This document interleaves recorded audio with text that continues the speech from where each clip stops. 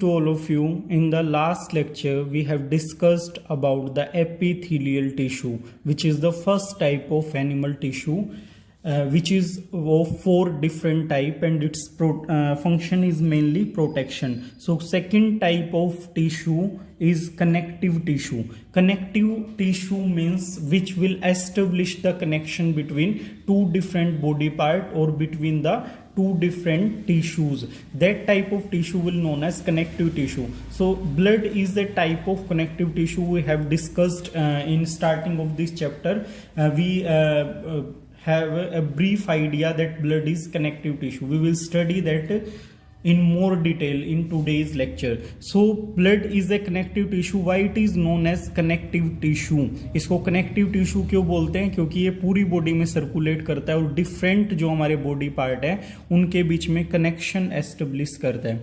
The cells of connective tissue are loosely spaced. अब connective tissue की बात कर रहे हैं तो उसकी अरेंजमेंट जो है वो लूजली स्पेस्ड, मतलब उनके बीच में स्पेस होता है. एम्बेडेड इन इंट्रासेलुलर मैट्रिक्स, और इंट्रासेलुलर का मतलब होता है सेल के अंदर. इंटरसेलुलर का मतलब है 2 सेल के बीच का स्पेस. इंटरसेलुलर मैट्रिक्स, तो जो 2 सेल के बीच में मैट्रिक्स है उसकी बात कर रहे हैं, उसमें एम्बेडेड होता है. इंट्रासेलुलर आ जाए तो सेल के अंदर होता है. ठीक है. द मैट्रिक्स में भी jelly like, matrix jelly like हो सकता है, फ्लूइड हो सकता है, डेंस हो सकता है, रिजिड हो सकता है. That will depend on the type of connective tissue. The nature of matrix differ in accordance with the function of particular connective tissue. ये डिपेंड करेगा कि उसका फंक्शन क्या है, वो कनेक्टिव टिश्यू स्पेसिफिकली क्या फंक्शन परफॉर्म कर रहा है, उसके बिहाफ पे वो जेली लाइक, फ्लूइड लाइक या डेंस और रिजिड कुछ भी हो सकता है. Blood has a fluid matrix called plasma. Blood के अंदर जो लिक्विड पार्ट है that is known as plasma, in which red blood cells, white blood cell and platelet are suspended. एक फ्लूइड है और उसके अंदर red blood cell, white blood cell और प्लेटलेट घूमती रहती हैं, सस्पेंडेड होती हैं. The plasma contain protein, salt and hormone. जो ब्लड का लिक्विड पार्ट है उसके अंदर क्या क्या होता है? प्रोटीन होता है, सोल्ट्स होते हैं, हार्मोन्स होते हैं. Blood flow and transport. अब ब्लड क्या करेगा? ब्लड वेसल्स के अंदर फ्लो करेगा और ट्रांसपोर्टेशन करेगा बेटा गैसेज, डाइजेस्टेड फूड. अब गैसेज कहाँ? मतलब जो हमारे लंग्स के अंदर आएगी ऑक्सीजन, और बॉडी के अंदर कार्बन डाइऑक्साइड जो प्रोड्यूस होगी that will be carried to the lungs for the exhalation. In the same way, digested food we will get from the small intestine.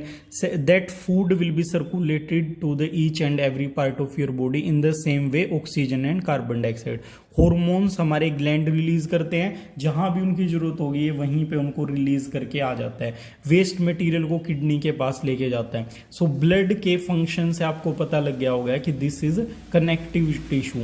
Different जो आपके मटेरियल है जहां वो प्रोड्यूस हो रहे हैं उनसे जहां पे उनकी जरूरत है वहां पे ये लेके जा रहे हैं. Second type of connective tissue is bone.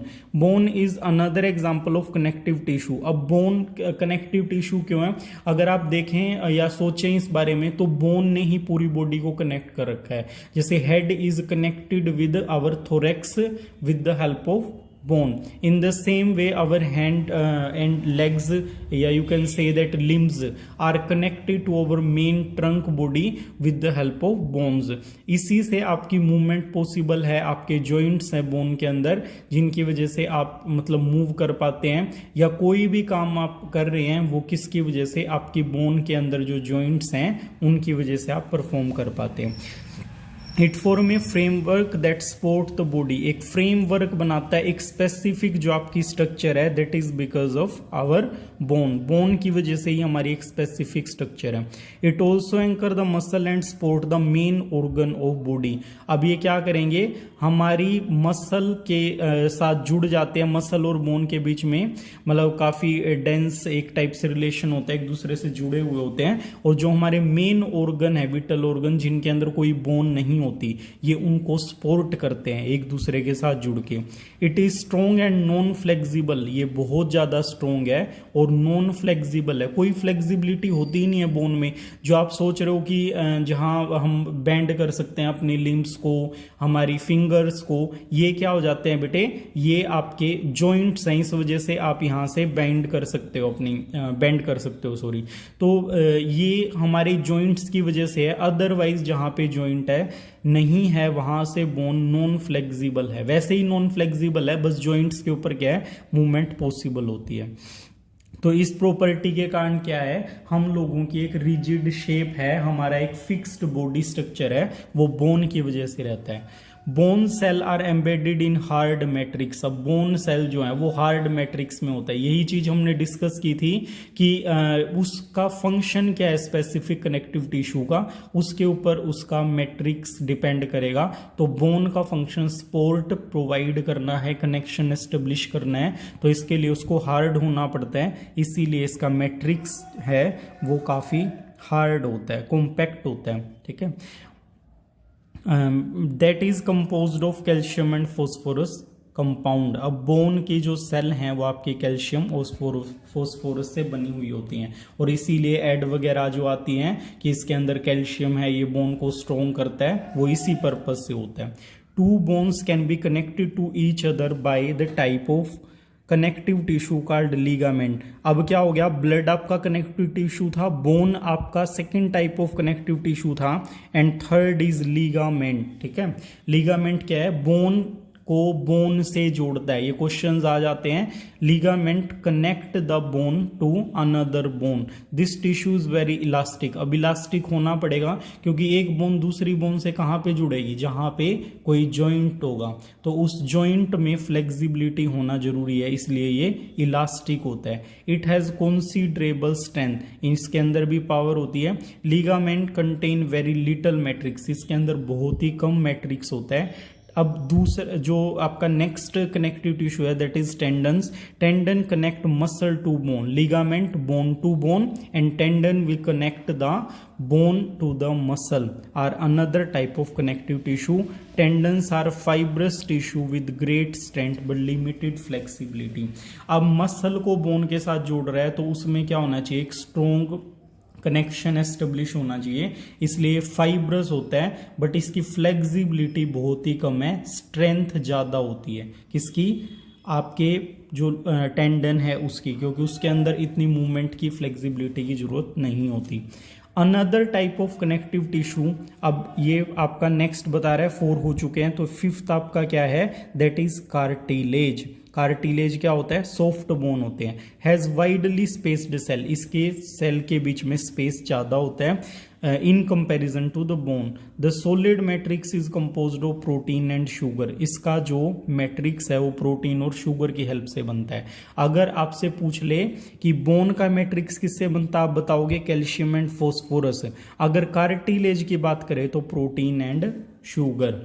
Cartilage smoothen bone surface at joint, ये क्या करता है, जहां पे बोन एक दूसरे से जुड़ रही होती है उसके ऊपर एक कवरिंग बना लेता है, जिससे वो सरफेस है वो स्मूथ हो जाती है। और कहाँ मिलता है, it also present in nose, ear and trachea and लैरिंग्स।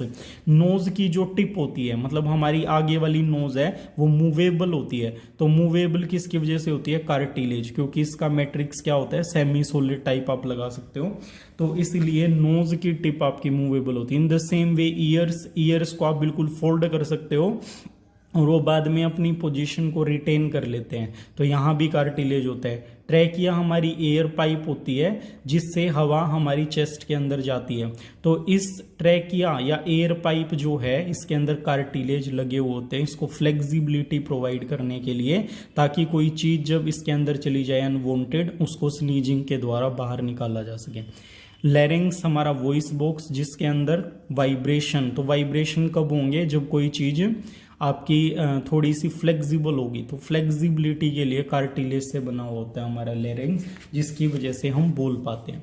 We can fold the cartilage of ear के कार्टिलेज को हम फोल्ड कर सकते हैं, but we can not bend the bone in our arm, लेकिन आर्म्स की जो मतलब बोन है उसको हम बेंड नहीं कर सकते। इसीलिए अगर इन दो टिश्यू के बारे में हम सोचेंगे तो क्या डिफरेंसेस होता है, आपके कार्टिलेज को सॉफ्ट बोन कहा जाता है क्योंकि ये फ्लेक्सिबल हैं और इनको आप फोल्ड कर सकते हो, बेंड कर सकते हो और फिर ये अपनी जो ओरिजिनल पोजीशन है उसमें आ जाएंगे।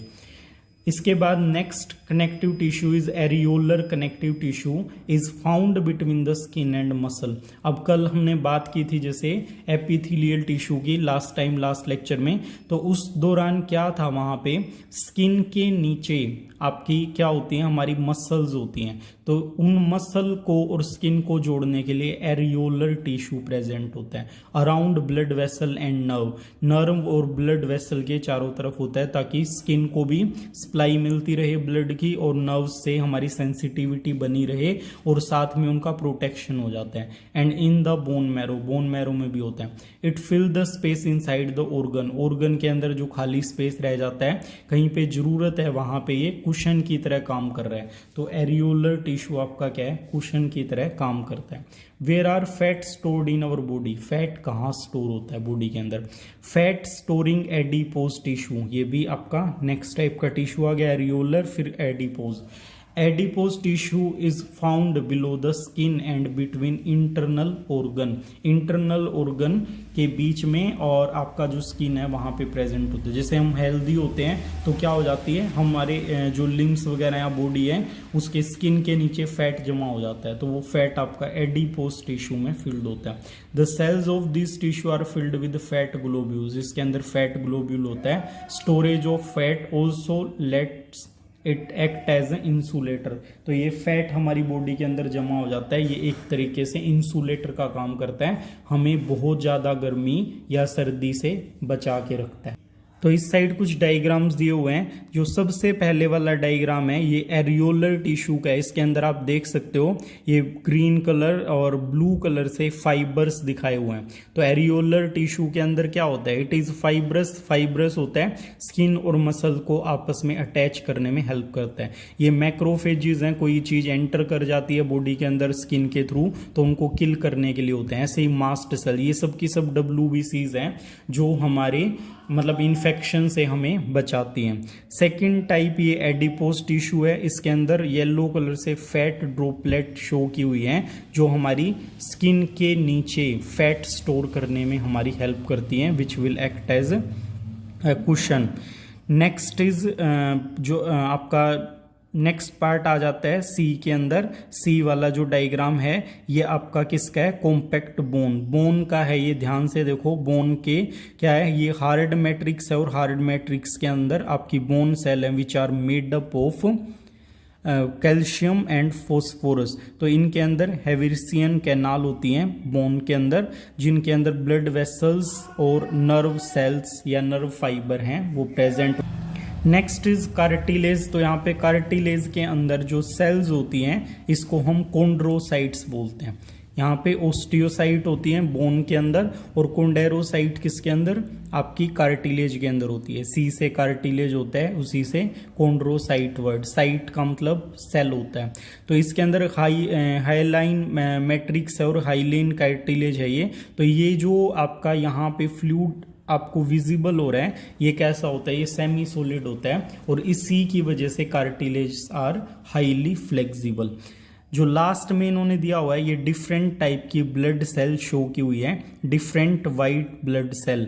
ये आपकी ऊपर रेड ब्लड सेल शो की है इसने सबसे पहले, जो राउंड या ओव्यूल शेप की होती है, रेड ब्लड कार्पसल्स। उसके बाद वाइट ब्लड कार्पसल्स हैं, ये डिफरेंट टाइप, WBC एक तरह की नहीं होती, वो अलग अलग टाइप की होती है। ये मेनली इम्यूनिटी जनरेट करती है, आपकी बॉडी में जो भी फॉरेन पार्टिकल आएंगे उनको किल करती है, उनके साथ डील करती है, और जब ये डील नहीं कर पाती तब हम बीमार पड़ते हैं। तो इम्यूनिटी में मेन रोल प्ले करती हैं आपकी WBCs, different type of WBCs। Last में आपकी प्लेटलेट हैं which will help in the blood clotting. So we have done with the different type of connective tissue in this lecture. In the next lecture we will be discussing about the muscular tissue. Till then, have nice time and thank you.